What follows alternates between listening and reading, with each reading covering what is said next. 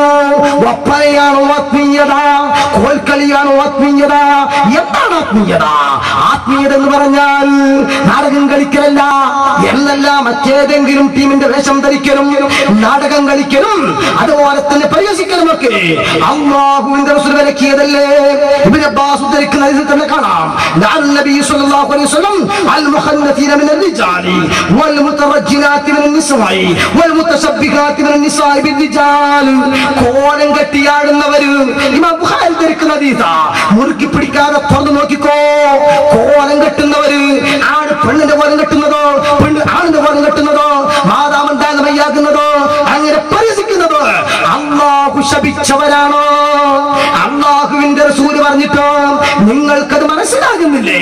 എന്നാ പിടിച്ചോ, നിങ്ങളുടെ നേതാവ് അബുല്ലാല മൗദൂദി അദ്ദേഹം നൽകിയ വ്യാഖ്യാനത്തിൽ വൈദാ ഫഅലൂ ഫഹിശതൻ ഖാലൂ വജദനാ അലൈഹ അബഅനാ വല്ലാഹു അമറനാ ബിഹാ ഖുൽ ഇന്നല്ലാഹ ലാ യഅ്മുറു ബിൽ ഫഹ്ശാഇ അതഖൂലൂന അലല്ലാഹി മാ ലാ തഅലമൂൻ. ഈ ആയത്തിന്റെ വിശദീകരണത്തിൽ സാക്ഷാൽ അബുല്ലാല മൗദൂദി തന്നെ അദ്ദേഹം എടുത്തു കൊടുത്തത് നിങ്ങൾ പരിഭാഷപ്പെടുത്തിയത് ഞാനൊന്ന് വായിക്കാം കേട്ടോളൂ. പൂർണ്ണമായി വ്യക്തത മറക്കുന്നതാവണം അവന്റെ വസ്ത്രം. അലങ്കാരത്തിൽ അതിര് കവിഞ്ഞതോ ധരിക്കുന്നയാളുടെ നിലപാടിൽ നിന്ന് താഴ്ന്നതോ ആകരുത്. അഹങ്കാരം, ദമ്പ്, പ്രകടനാത്മകത, കപടനാട്യം മുതലായവയെ ദ്യോതിപ്പിക്കുന്നതും ആകരുത്. അപ്രകാരം തന്നെ പുരുഷൻ സ്ത്രീവേഷം കെട്ടുവാനും സ്ത്രീ പുരുഷവേഷം അണിയുവാനും പ്രേരിപ്പിക്കുന്നതോ ഒരു ജനത മറ്റൊരു ജനതയുടെ കോലം കെട്ടുവാൻ ബന്ധപ്പെട്ടുകൊണ്ട് നിന്യതയുടെ പ്രതിരൂപമായി സ്വയം തരം താഴുവാൻ കാരണമാകുന്നതോ ആയ മാനസിക രോഗങ്ങളെ പ്രകടിപ്പിക്കുന്നതും ആകരുത്.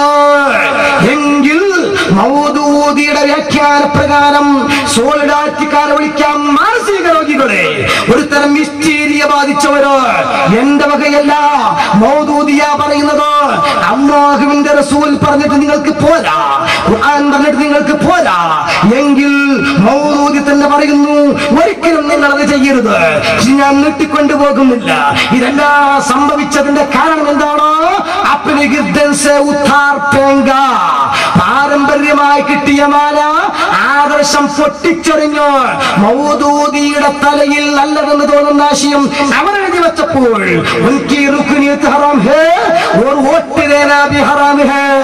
ജനാധിപത്യ വ്യവസ്ഥയിൽ മെമ്പറാകൽ ഹറാമാണ്, വോട്ട് ചെയ്യൽ പോലും ഹറാമാണ് എന്നെഴുതി വന്ന ഹുക്കൂമത്തിലാകിയ വാദമുള്ള ജമാഅത്ത് ഇസ്ലാമി അടിമുടി മാറി ടിപ്പോടെ എത്തി ഇഖാമത്തുദ്ദീൻ, മൂല്യാധിഷ്ഠിത രാഷ്ട്രീയം.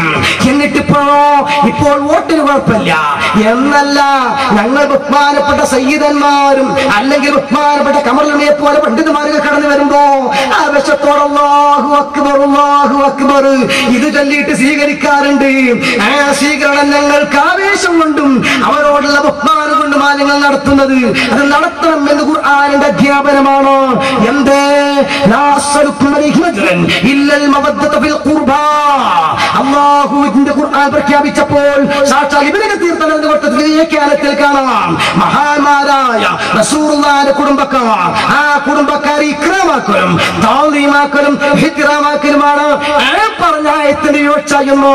ഇതനുസരിച്ച് നമ്മൾ തക്ബീർ ചൊല്ലുമ്പോ കൈ ചുംബിക്കുമ്പോ ഇവരോ സുബ്ഹാനല്ലാഹ് അത് നാടകമാണ്, അല്ലെങ്കിൽ ആ ആത്മീയത ഭൂഷണമല്ല, അത് കപടാത്മീയതയാണ്. അതേ സമയത്തോ എറണാകുളത്ത് മേധാപക്കർ വന്നു റളിയല്ലാഹു ചൊല്ലിപ്പോണ്ട.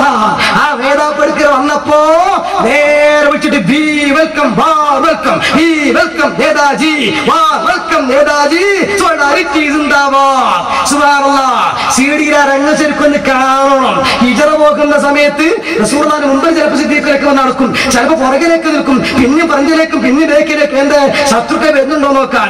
ഈ കോലത്തിലാണ് മേധാപടുക്കർ എന്ന പെണ്ണിനെ സ്വീകരിച്ചാണ് ചീവൽക്കം വാർവൽക്കം പറഞ്ഞു കൊണ്ടുവരുന്നത്.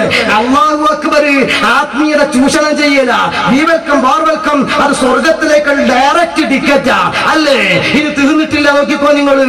നമ്മൾ സമ്മേളനം തുടങ്ങുമ്പോ മഹാന്മാര് മക്ബറയിൽ പോയിട്ട് അനുഗ്രഹം വാങ്ങി കൊടിയുമായിട്ട് വന്നാൽ അന്ധവിശ്വാസം, അനാചാരം.